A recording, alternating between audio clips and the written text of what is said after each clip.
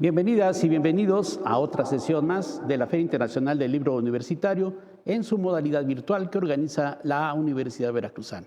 Estamos en las jornadas del Centro de Estudios China-Veracruz, el CECHIVER, y a lo largo de estas presentaciones hay libros que nos dan cuenta de esa historia fabulosa en el mundo contemporáneo y las relaciones que tiene China con nuestro continente, particularmente con nuestro país. Seguramente ustedes habrán oído de Emilio Salgari, el gran escritor italiano, y sus historias de Sandokan y los tigres de la Malasia, ¿no? Que son una serie de aventuras que protegen precisamente la zona comercial de Asia. Tal vez esa relación hace posible que el crecimiento de China, algunos lo conozcan como los tigres asiáticos, el gran tigre asiático que ha crecido en el siglo XX y que forma parte evidentemente del desarrollo del siglo XXI. Bueno, parte de esta experiencia económica aparece en este libro, el cual escucharemos los comentarios en esta tarde o esta noche, que precisamente desarrollan estas 3 décadas de la relación del Foro de Cooperación Económica Asia-Pacífico. Y para ello, pues tenemos aquí a Abigail Hernández, que nos va a conducir sobre esa presentación de este libro que tenemos enseguida. En esta presentación tendremos como invitados al doctor Carlos Uscanga Prieto, profesor de la Facultad de Ciencias Políticas y Sociales de la UNAM, y al doctor Juan José Ramírez Bonilla, profesor investigador del Colegio de México. Modera el maestro José Luis Maya, secretario técnico del PUEA UNAM. Bienvenidos. Maestro José Luis, le damos la palabra. Muchas gracias, Abigail. En realidad yo vengo en representación del Programa Universitario de Estudios sobre Asia y África para agradecer al Centro de Estudios APEC de la Universidad Veracruzana por brindarnos este espacio en el marco de la Feria Internacional del Libro de Veracruz para presentar esta obra que ya mencionaste. Para nosotros es muy importante que se presente en este espacio, ya que de los 19 autores que participan en la obra, son 6 o 7 integrantes de los centros APEC, quienes son autores precisamente en esos 12 capítulos que contiene la obra.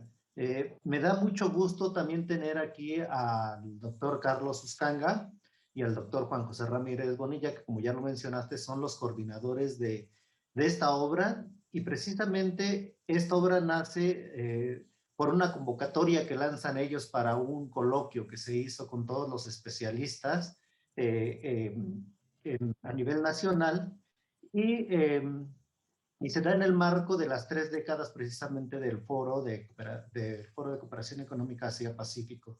Entonces, Carlos, Juan José, muchas gracias por atender a esta solicitud de presentación, y pues les doy la palabra para que presenten esta obra, por favor. Muy bien, muchas gracias, José Luis. Colegas, buenos días a todos los que nos ven y nos escuchan. Vamos pues, hacer una presentación de la obra. Voy a tratar de compartir pantalla un poco para ver digamos, la portada del mismo. Espero que ya lo estén viendo.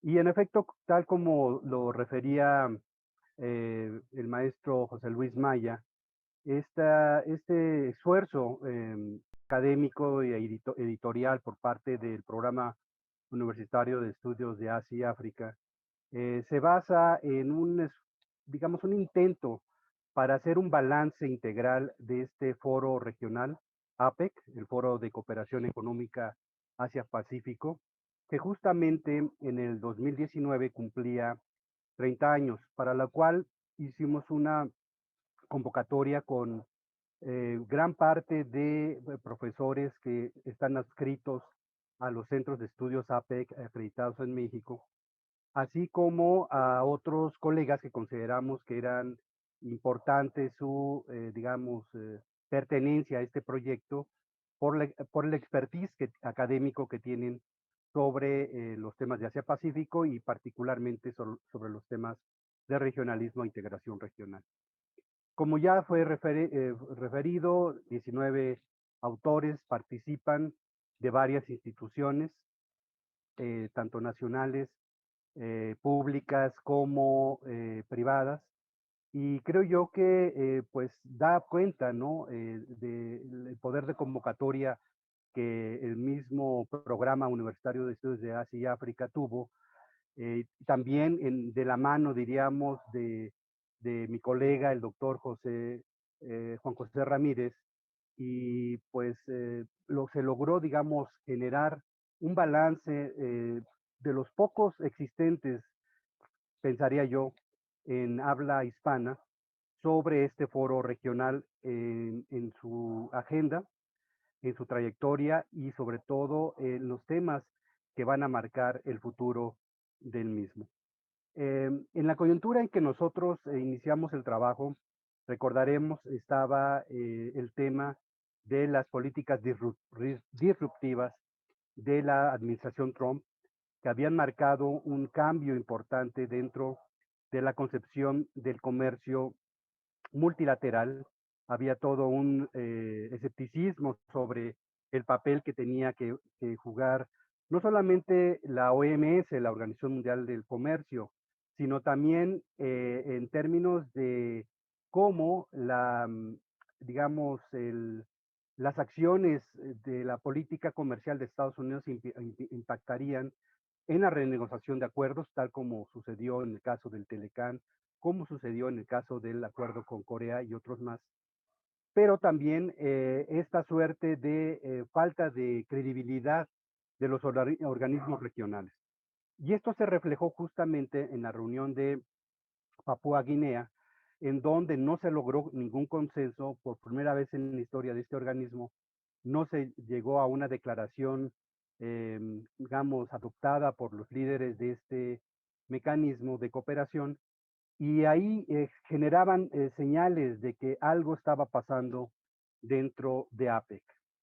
Para lo cual, entonces, tomando en cuenta estos dos elementos, tanto la política neoconservadora y neoproteccionista de los Estados Unidos, como esta falta de dinamismo, esta falta de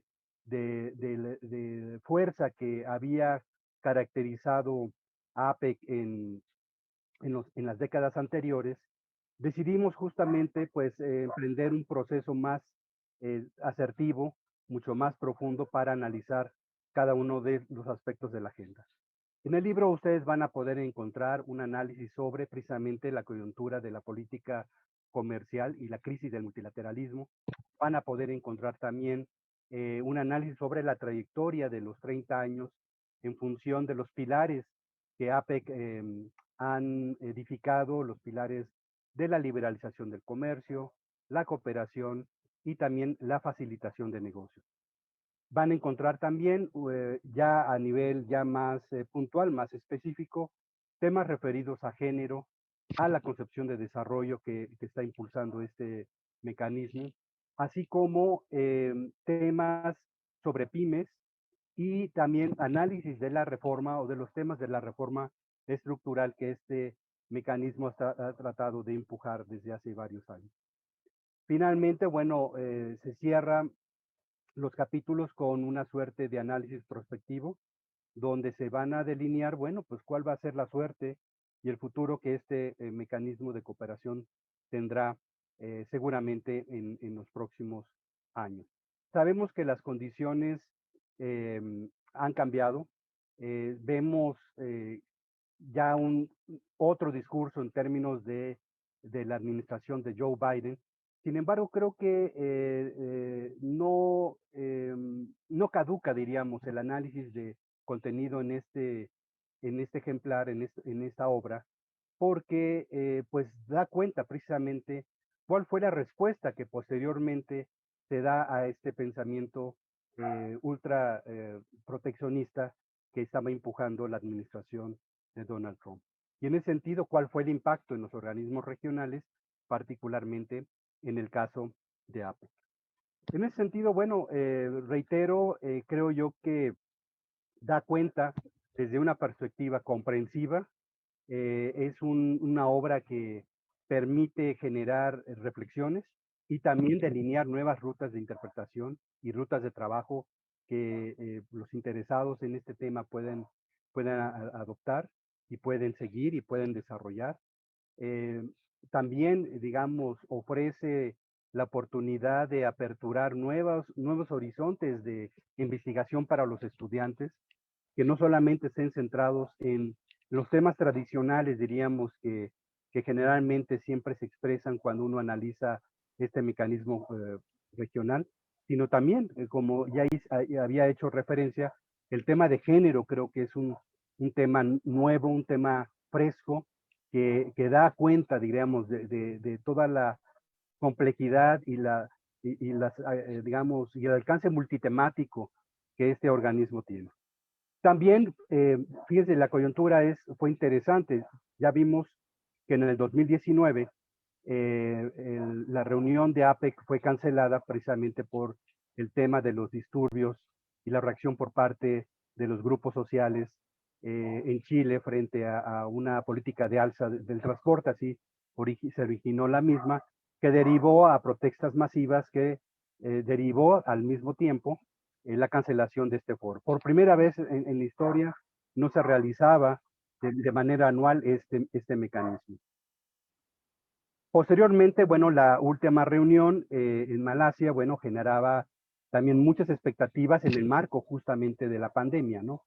No hubo una reunión presencial, fue a distancia, y creo que estos 3 años, digamos, marcan derroteros importantes en dónde va a caminar en el mediano y largo plazo. Es decir, el tema del coronavirus es un tema hoy día nodal, ¿no? Y bueno, pues quizá, digamos, con base a esa lectura de este libro, vamos a poder entender cuál ha sido o no la capacidad de respuesta que este mecanismo ha tenido para enfrentar esta pandemia. Si bien el tema de la pandemia obviamente no se aborda porque hay un corte, digamos, cronológico, pero sí las reflexiones que se expresan en el documento nos permiten delinear precisamente ese tipo de reflexiones sobre las capacidades que en esta ajuste de la nueva normalidad que va a implicar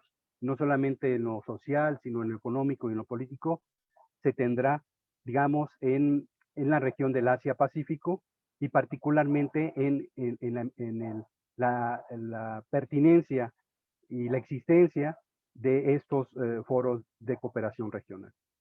Yo lo dejaría aquí, los invito, el libro está a su disposición en el programa universitario de estudios de Asia y África. Pueden tener contacto con ellos directamente para generar la logística respectiva para adquirir la obra.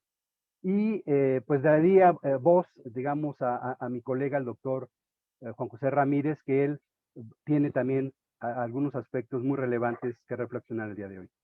Adelante. Muchas gracias, Carlos. Quiero también empezar agradeciendo tanto a la Universidad Veracruzana la ocasión de presentar este libro colectivo, así como al Programa Universitario de Estudios sobre Asia y África, en la medida en que siempre ha estado muy abierto para acoger iniciativas académicas interinstitucionales. Creo que esta es una gran oportunidad para reflexionar sobre uno de los foros que hasta ahora había sido clave en el desarrollo de las relaciones intergubernamentales en la región del Pacífico. Yo quisiera abordar el tema de las condiciones en las cuales se encuentra hoy APEC y de qué manera se abren nuevas perspectivas al futuro. Es el tema con el cual Carlos concluía su introducción. Y quisiera comenzar recordando también que el libro fue escrito entre 2018 y 2019, publicado en 2020.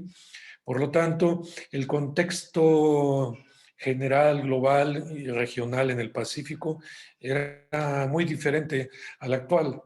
Yo creo que la pandemia habrá de marcar un antes y un después en el desarrollo de los acontecimientos globales. Por lo tanto, hay que tener muy en cuenta este quiebre en el desarrollo de la economía global. Y yo considero que para comprender la circunstancia en la cual se encuentra APEC el día de hoy, es necesario tener en cuenta cuando menos 3 factores importantes. El primero de ellos es de carácter estructural y es la tendencia de la economía global a un crecimiento cada vez más lento, que se había desarrollado prácticamente desde finales de los años 90 hasta el momento en que estalló la pandemia del coronavirus. Y en este caso particular de APEC, lo que vimos fue que durante la época de auge del económico, los años 90, los gobiernos fueron muy ambiciosos al plantearse el programa basado en las metas de Bogor, es decir, en la apertura unilateral e indiscriminada de las economías desarrolladas en 2010 y las economías en desarrollo en 2020. De manera tal de que en la medida en que se fue haciendo cada vez más lento el crecimiento económico global, los gobiernos también fueron cambiando sus perspectivas políticas en torno a la apertura comercial y poco a poco fueron dejando de lado estas metas de Bogor para interesarse en acuerdos comerciales negociados. En el caso particular de APEC, era la famosa área de libre comercio de Asia del Pacífico. Por lo tanto, hoy, después ya de haber atravesado los meses críticos de la pandemia durante 2020, creo yo que los gobiernos en APEC marcan una fase de incertidumbre sobre el futuro de la liberalización económica y financiera. Hoy los gobiernos de la región del Pacífico están enfrascados en 3 grandes acuerdos macrorregionales, los llamaría yo. Uno empujado a través de acuerdos bilaterales por el gobierno de Estados Unidos, otro el TPP, en el cual participa México y fue impulsado sobre todo por Japón después del abandono de Estados Unidos del proyecto de 12 gobiernos. Y finalmente el RCEP, liderado por China y en el cual participan exclusivamente gobiernos de la región del otro lado del Pacífico. Entonces, esto ahora creo yo que es una fase de incertidumbre en la cual no sabemos bien a bien hacia dónde se dirigen los gobiernos de la región. El segundo factor que me parece importante tomar en cuenta es la política internacional de la administración Trump. Y aquí cabe preguntarse si esto será un factor de carácter coyuntural, es decir, que tiene una vigencia momentánea, transitoria en el desarrollo global, o si será un factor que tendrá un peso estructural en el futuro desarrollo de la región del Pacífico y en la economía global, por supuesto. Y esto estará sobre todo en función de la manera como la administración Biden ahora retome algunos de los temas desarrollados y puestos en práctica por la administración Trump. Es decir, yo creo que tenemos que esperar respuestas del lado de la nueva administración de Estados Unidos para cuando menos 3 o 4 grandes temas que afectan a la región del Pacífico. El primero de ellos, por supuesto, es el desentendimiento por los foros multilaterales. La OMC, la Organización Mundial del Comercio, en primer término, se encuentra en un estado de pasmo ya desde hace años a causa de los intereses encontrados de las principales potencias que participan en ella. APEC, ya Carlos lo comentaba, se encuentra también en una fase de parálisis desde la reunión de Vietnam, que después esto fue confirmado en la reunión en Papúa Nueva Guinea, y de nueva cuenta ratificada en la reunión de Chile, y ahora creo que en la última reunión de Kuala Lumpur, vuelve a manifestarse esa crisis en la cual se encuentra, esa parálisis en la cual se encuentra el foro. El segundo aspecto que tiene que ver con la administración Trump y ver cómo lo va a retomar la administración Biden es, por supuesto, la confrontación sino-estadounidense, que en el marco de APEC tomó un cariz bastante marcado en las últimas reuniones, donde las acusaciones cruzadas entre unos y otros representantes gubernamentales fueron bastante agrias y agresivas. Habrá que ver la administración Biden cómo retoma este tema y hasta ahora los pocos comentarios que han trascendido parecería ser que Biden seguirá en la línea de la confrontación, quizás de una manera menos agresiva, pero la mantendrá. El otro aspecto que me parece importante y que deriva de uno de los primeros, del primer factor que citaba yo, es la tendencia hacia el regionalismo y lo que va en detrimento del multilateralismo. Los acuerdos, los grandes acuerdos macrorregionales tienden ahora a meter la dinámica global en una fase de disrupción en la cual cada gobierno buscará reforzar sus proyectos de integración económica regional y por lo tanto esto puede también convertirse en un factor que distorsione la dinámica de APEC en el futuro próximo. El tercer factor, otra vez, es de carácter coyuntural, pero este sí, por supuesto, habrá de tener un efecto estructural sobre el desarrollo global. Y tercer factor es la pandemia del coronavirus. Llevamos ya 15 meses inmersos en esta pandemia.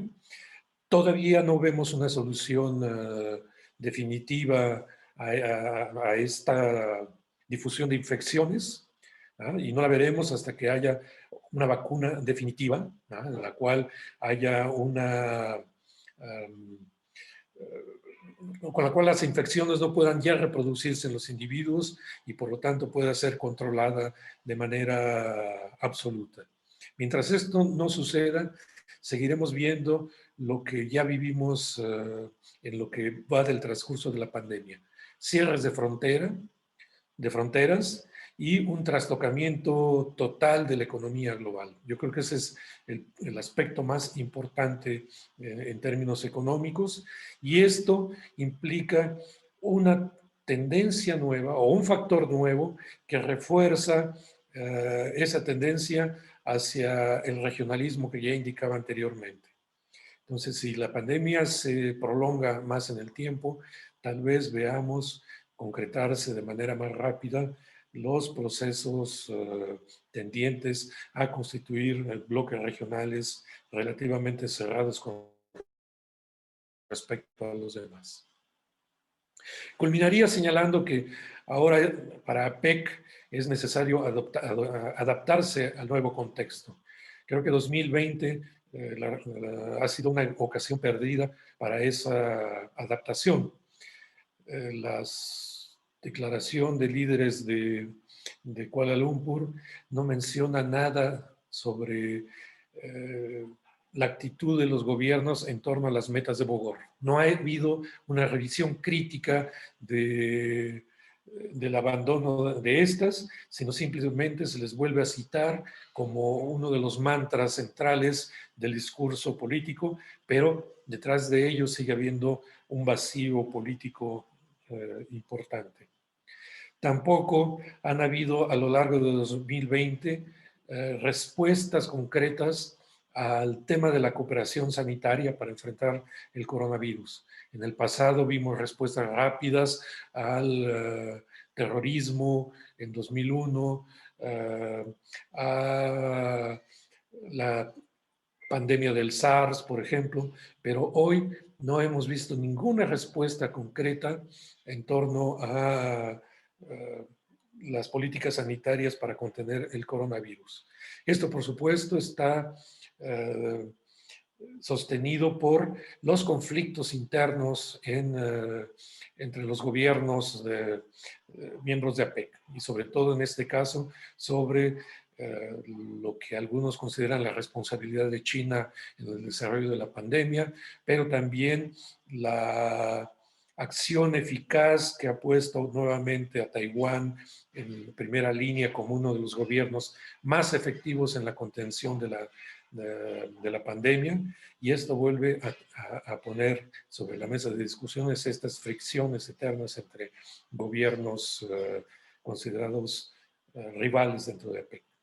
En 2021, entonces, me parece que la cooperación en el estilo de APEC va a aparecer como algo completamente fuera de moda, algo que ha sido rebasado, y creo que para esto la cooperación que antes era propiamente entre funcionarios gubernamentales, ahora por necesidad tendrá que ir más allá para trascender hacia la sociedad, y sobre todo para tratar de superar los conflictos entre los gobiernos de diferentes tendencias políticas que están asociados en APEC.